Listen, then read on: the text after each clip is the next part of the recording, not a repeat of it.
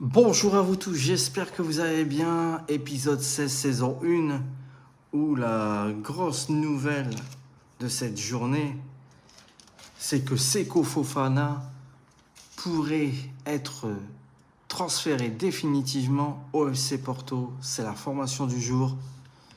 Même si du côté de Rennes, Francaise et la direction ont leur mot à dire, mais je pense que réellement, pour alléger la masse salariale aussi du côté de Rennes, même s'ils ont de l'argent, il sera un joueur du FC Porto l'année prochaine, où le FC Porto a déjà entamé des négociations.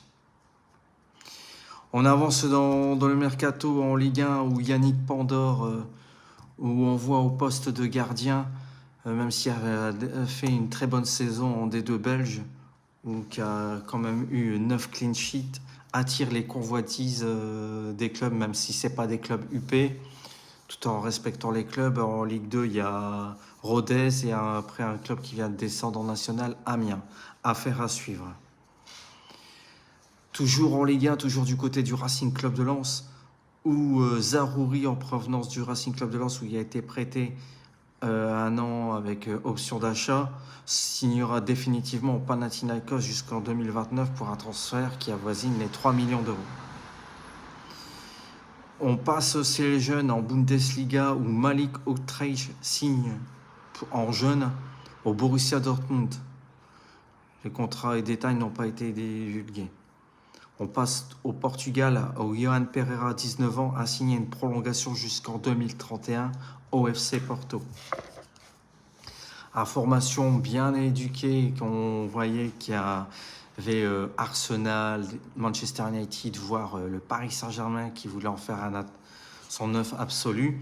Il y a une déclaration où Julián Alvarez ne quittera pas l'Espagne s'il venait à quitter l'Atlético de Madrid cet été. Il souhaiterait uniquement que le FC Barcelone. Voilà, au moins le message y a été dit. Après, peut-être information, Morgan Rogers célébré avec la victoire au titre champion d'Europe avec la Coupe de Ligue Europa, avec ses deux agents, Sam Collinson et Matthew Kay. Information Première Ligue, Nick Waldemad garde toute la confiance du côté Newcastle et on n'a aucune intention de le vendre, acheté la saison dernière pour 64 millions. Dusan Vlahovic serait sur les tablettes de Première Ligue de Chelsea. Affaire à suivre.